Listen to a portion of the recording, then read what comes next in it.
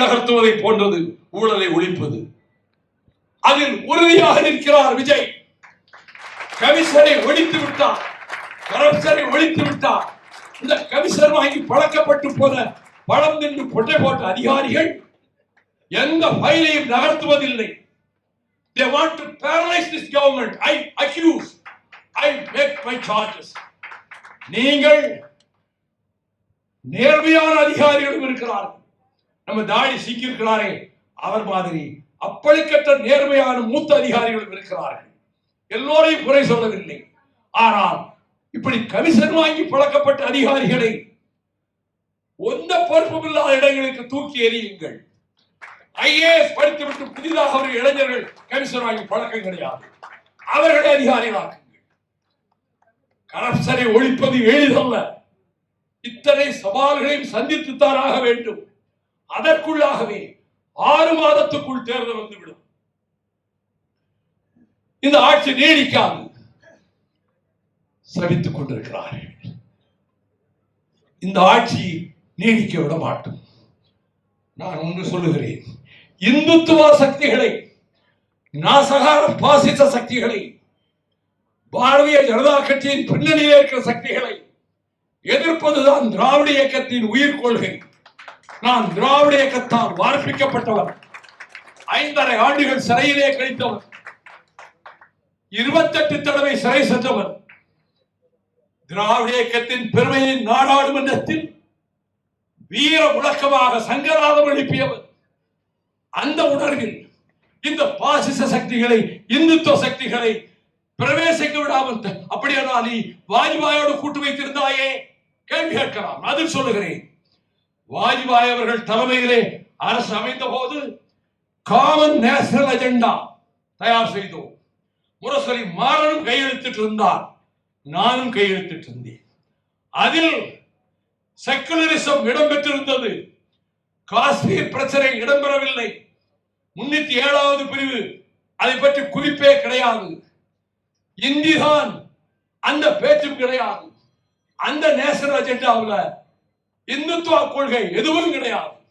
நாங்கள் எல்லோரும் சேர்ந்து கையெழுத்திட்டு தான் அந்த நேஷனல் அஜெண்டா வாஜ்பாய் காலத்தில் வந்தது. அதன் பிறகு புட்டா கைதியாக இருந்த போது, அண்ணன் மாறன் மறைந்த போது 4 மணி நேரம் நீதிபதியிடம் பரோல் கேட்டு வாங்கி கொண்டு வந்து நான் மலர் வளையம் வைத்தேன். அவர் தொடக்க நாட்களில் என்னை வார்ப்பித்தவர் என்ற நன்றியோடு கலைஞரன் கையை பற்றி கொண்டார். நான் மீண்டும் சிறைச்சாலைக்கு கொண்டு செல்லப்பட்டேன். பிரதமர் வாஜ்பாய் டெல்லியிலிருந்து வந்தார் இறுதிச் சடங்குக்கு. இறுதிச் சடங்கு நடக்கிறது. வாஜ்பாய் விமானத்தில் ஏறி டெல்லிக்கு போகிறார். போவதற்குள் அறிவிப்பு வருகிறது, பிஜேபியோட உறவு முறிந்தது, காங்கிரஸோடு உறவு ஆரம்பமாகிறது. அது அந்த கட்டம். இப்பொழுது இந்த அதைவிட விசத்தன்மையோடு முஸ்லிம்களுக்கும் கிறிஸ்தவர்களுக்கும் இனி ஓட்டுரிமையும் கிடையாது, குடியுரிமையும் கிடையாது என்று அகமதாபாத்திலே தீர்மானம் போட்டார்களே தர்ம சன்சத் என்ற மாநாட்டில். அந்த கூட்டம் உள்ளே நுழைய பார்க்கிறது. இதை தடுக்க வேண்டும். முழு பலம் நம்மிடம் இல்லை. நமக்கு இருக்கிற சொற்ப பலத்தையும் திராவிட முன்னேற்ற கழகத்தோடு இணைத்துக் கொள்வோம் என்று முடிவெடுத்துத்தான் நான் திமுக கழகத்தோடு நாங்கள் ஒரு மனதாக முடிவெடுத்து போய் சேர்ந்தோம். அதுதான் காரணம். அதற்கு பிறகு ஏற்பட்ட பல நிலைகளில் எங்கள் சுயமரியாதையும் தன்மானத்தையும் காத்துக்கொள்ள லட்சம் தொண்டர்கள் 100க்கு 100 திராவிட முன்னேற்ற கழகத்தை விட்டு வெளியேற வேண்டும் என்று பொதுக்குழுவிலே முடிவெடுத்தார்கள். தமிழக வெற்றி கழகத்தோடு நாம் கரம் கோர்க்க வேண்டும் என்று தங்களுடைய கருத்துக்களை சொன்னார். தொலைக்காட்சி ஊடகங்களில் எப்படி நீங்கள் பிஜேபி ஆட்சியிலே அதுதான் விளக்கம் சொல்றேன்.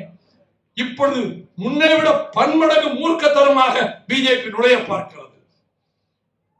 நீங்கள் திரைமறைவில் ரகசிய பேரம் நடத்துகிறீர்கள் என்று நான் ஆண்ட கட்சியை குற்றம் சாட்டுகிறேன். இவர்கள் அதற்கு பதிலாக கார்ட்டூன் போடுவது, பிஜேபியோடு நெருக்கம் காட்டுகிறது. ஜம்மு காலத்திலே வடிகட்டிய பொய்களை நாள் தவறாமல் முரசொலியில் போட்டுக் கொண்டிருக்கிறார்கள். தமிழக வெற்றி கழகம் மதச்சார்பின்மையும் சமூக நீதியும் காக்கும் அரணாக இருக்கும் என்று ஆதவர்ஜுனா சொன்னார். முதலமைச்சர் விஜய் சொன்னார். அந்த நம்பிக்கையில் தான் காதலமைதியின் இந்திய யூனியன் முஸ்லீம் லீக் இதற்கு துணையாக நிற்கும் என்று சொல்லி ஒருவரை அமைச்சராகவும் ஆக்கியிருக்கிறார். வேற என்ன எவிடன்ஸ் வேணும் உங்களுக்கு? இந்தியன் யூனியன் முஸ்லீம் லீக் கூட்டணியில் இருக்கு.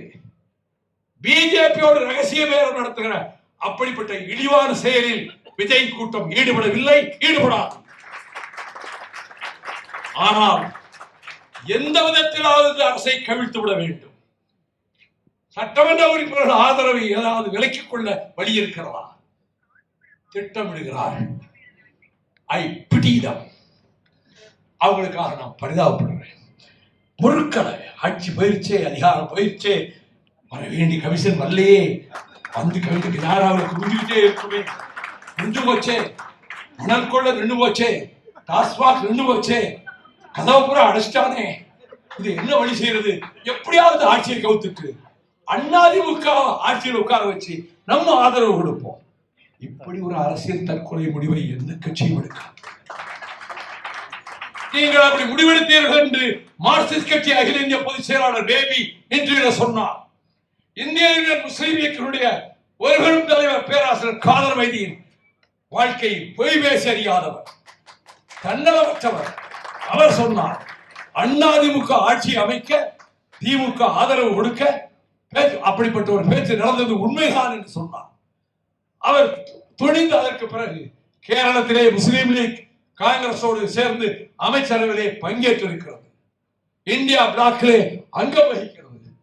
அந்த இயக்கம், அந்த அடிப்படையில் இங்கே விஜய் தொடங்கி இருக்கக்கூடிய தமிழக வெற்றி கழகம் ஒரு காலம் பிஜேபியின் பக்கம் சாயாது.